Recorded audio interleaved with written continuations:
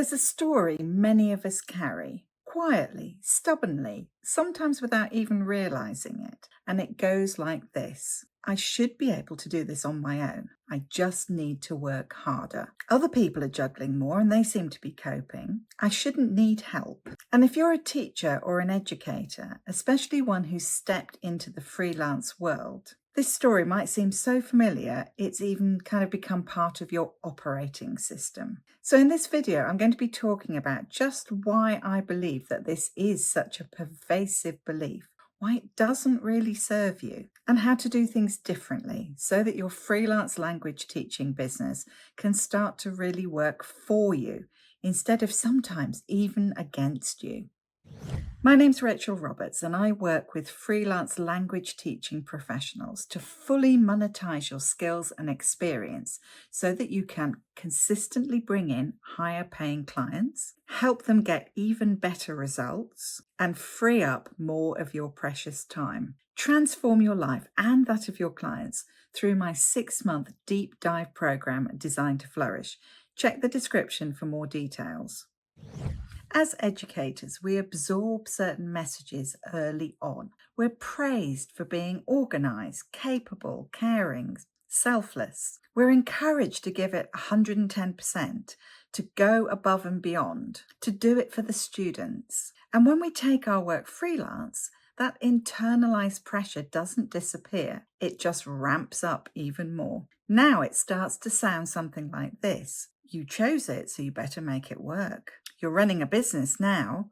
No room for complaining. What did you expect? You're lucky to have the freedom, so stop moaning and make it work. But here's the truth. You don't have to be a hero. Not in your classroom, not in your business, and not in your life. And trying to be constantly, unquestioningly, absolutely comes at a cost. Teachers are often drawn to the work because we care.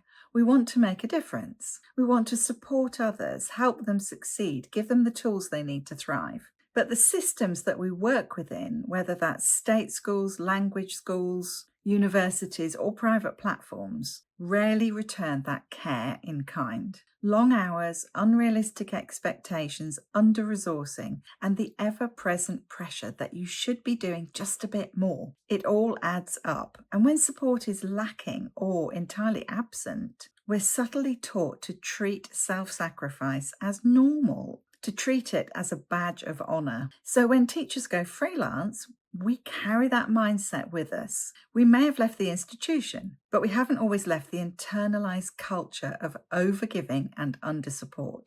We still believe we have to prove ourselves, that we shouldn't be self-indulgent, that asking for help is a sign of weakness. And then we wonder why running a freelance business feels so much harder than we thought it would. The hero mindset is seductive. It flatters the part of you that's competent and capable. It tells you that you're strong, that you can do what others can't, that you can push through. And sometimes you absolutely can, for a while at least. But long term, being the hero becomes exhausting, because being the hero means doing it all by yourself. It means carrying more than your fair share. It means not letting anyone know when you're struggling because you've built your identity around being brilliant at coping. It's isolating and it's unsustainable and unrealistic. In business, it looks like working 25, 30 plus contact hours because you're afraid to raise your prices. It looks like spending hours Googling strategies, downloading free PDFs, and still feeling stuck because you're not sure what to do with all of that information. It feels like everyone else has a plan and is making progress, and you are just making it up as you go along. It feels like saying, oh, I'm sure I'll figure it out eventually, but never quite being able to give yourself the time or space to do that because you're spending so many hours teaching not quite the right students at not quite the right rate. One of my clients recently left me a comment that sums this up better than I ever could. Dear Rachel, she said, investing in your program was the best decision of my last year. Now I'm enjoying a 17-hour contact week, instead of an overwhelming 33 contact hours 24/7. Her turning point came when she stopped trying to power through on her own and allowed herself to receive help. She let go of the belief that she had to be the one holding everything, doing everything, proving that she could cope. She went on to say, "Now I have a clear strategy and vision. I'm enjoying my free time, following my structured content plan, and experimenting with new formats. This isn't just about reducing time, it's about reclaiming capacity, creativity, and choice."